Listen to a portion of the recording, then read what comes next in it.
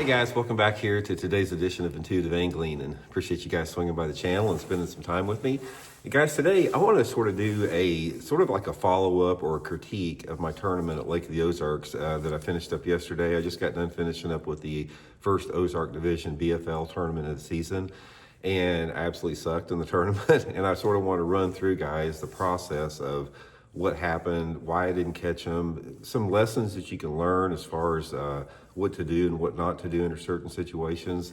So I think it's going to be a pretty educational video here in today's episode here. Also, guys, before we get started, a quick reminder, guys, if you're looking for a really good outdoor fishing coat, man, check out this Simms Extreme hooded jacket right here I got on. This thing is freaking awesome. I wore it yesterday in the tournament, 23 degrees in the morning, super warm, super movable. It's just like it's light, but it's unbelievable warm. So if you guys are looking for a really nice jacket here, I'll put the Simms Extreme hooded jacket link in my Tackle Warehouse link in the description of the video. They actually got a sale. They got a clearance going on this jacket right now. If you guys would like to get one, it's a really good price. And I love the thing, man. Super comfortable, super warm. So just wanted to pass that along to you guys. Okay, guys, let me sort of run over here. I got a cold right now, so if I'm all stuffed up, you'll understand why. I sort of want to go through the process of how I was trying to fish this tournament to do well in it, and why it didn't work out. Talk about the conditions and some guys. Talk about the guys that did well in the tournament. Now, this particular event here, it was like I said, the time I filmed the video, it was the third week of February. The lake was about 6 feet low. Water temperatures were in the low to mid 40s pretty much throughout the lake. Sort of a typical, early February type, pattern with that. There was quite a bit of color. The lake, which is sort of unusual, a lot of the creek arms had some stain in it, which being low like that, it's usually not like that, but for whatever reason, there was a little bit of stain in the lower end. And fishing had been pretty tough. I mean, most people I talked to said the fishing was fairly rough. So I knew going into this tournament that it's typical, like the Ozarks in February and March, that the bass really suspend out there more than they ever have before. And Lake of the Ozarks has got just millions of brush piles in it that locals plant. And Ozarks, let me preface a little bit, Ozarks is one of those lakes that there's a huge benefit to being a local up there and knowing where all this brush is at. That's why you have so many dominant Lake of the Ozarks anglers in tournaments up there, lots of them. It's like, I don't know if there's another lake that I can think of where so many, there's a group of anglers out there, a fairly large group that live in and around the lake that dominate most all the tournaments. And a lot of it, not saying they fish brush all the time, but a lot of it is their knowledge of the brush piles. They plant them themselves. They know where they're at. They spend time looking for them.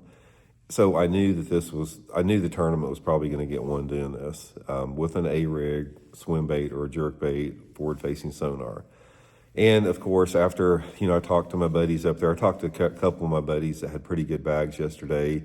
Same thing, every one of them, A-rig and jerk bait, forward-facing sonar over the brush piles, which everything about that I hate. It's like I hate A-rigs. I hate brush piles that you plant and forward-facing sonar in correlation with that. It wasn't quite before the cheater box. They didn't have quite the advantage because before that, they just had to fish the brush piles. Brush piles were still a factor, but they couldn't. They had these unlimited numbers of piles. They had to hit all of them because they didn't know if the fish were there. But now they just run the piles, with spotlighting machine and go to the next one if there's not a bass hanging over the top of it. So I knew that would be the dominant technique, and it was. Given that, the way that I fish, real bass fishing, every tournament that I go to that is a spotlighting tournament, which most of them are, I have got to figure out the paradox or the 180 from what they're doing. And that usually always involves fishing shallow. Because normally what happens in most lakes across the countries now, since our fisheries have really went downhill for a lot of different reasons, is 90% of the people are going to catch them spotlighting, and maybe 5 to 10% of the people, 10% at the most, are going to get on some type of a shallow water pattern because there's always a group of fish living shallow in any lake. And that group seems to be getting smaller and smaller all the time. So the way that I have to fish in order to compete against that is I have to stay shallow. I can't compete. I know how to fish deep, and I've done well fishing deep, but I can't compete deep with them since I don't spotlight. So I've got to try to exploit any shallow water pattern that's going on in the lake. So this was no different. And it's worked because, like I said, I finished in the top 15 in the point standings for the past 4 years in the Ozark division of BFL. So it's not like it doesn't work. It does work. I mean, I finished in the top 10% of the field, 15% of the field every year. But it requires a lot more. It requires a lot more of an art form because you have to figure out, all the subtleties behind it. You have to maximize your strikes. There's a lot of details that go beyond it. That's not just, pinging a minnow out there on something you can see on your video game screen. So given that in this tournament, I had to gravitate towards the shallow water that was off-colored. Here's what I was thinking. It's like there's always some fish to be caught in off-colored water when the water's in the 40s, but it's very finicky. It's like that 42 to 45, 46 degree water range. Sometimes there's this oddball pattern that goes on in stained water in February that you can catch some big bags like on a flat side crankbait or a chatterbait or slow rolling a spinnerbait, something like that.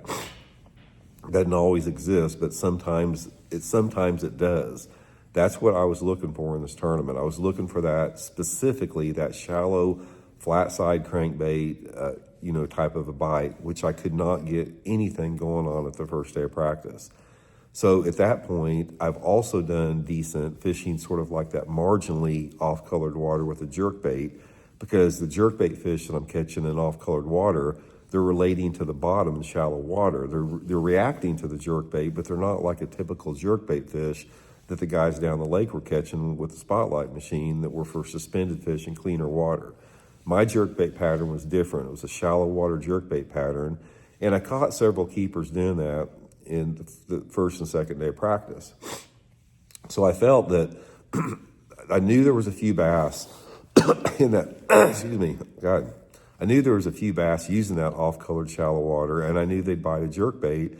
So I felt that I just had to find the right area. So the first day of practice, I fished the mid part of the lake, didn't do that good. The second day of the practice, I went way up the Niagara River, didn't do that great. And the third day, and the first day of the tournament, I went to a completely different area and fished, the Grand Glaze arm of the lake, thinking that is, it's just a matter of me hitting on the right water, and there's enough fish to be caught shallow on that jerkbait that I could do well in the tournament.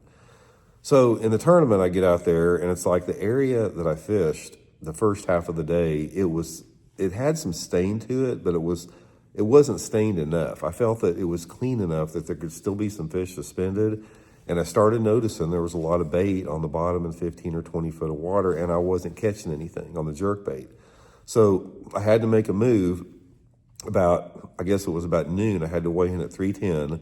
I made a move about noon, and I ran further up to get into some dirtier water in the creek, because I felt that the dirtier water I got into, the less apt that I would have those fish to be suspended. And the very first place I pulled up on, I caught a keeper right off the bat. I had 3 or 4 other ones they were close. I had to put them on the board to measure them. I caught 4 or 5 other, 13, 14 inch fish. So it's telling me that the fish are up there, and it was the right move. I mean, I was getting bit. I was getting a lot of strikes. I was moving around, catching fish.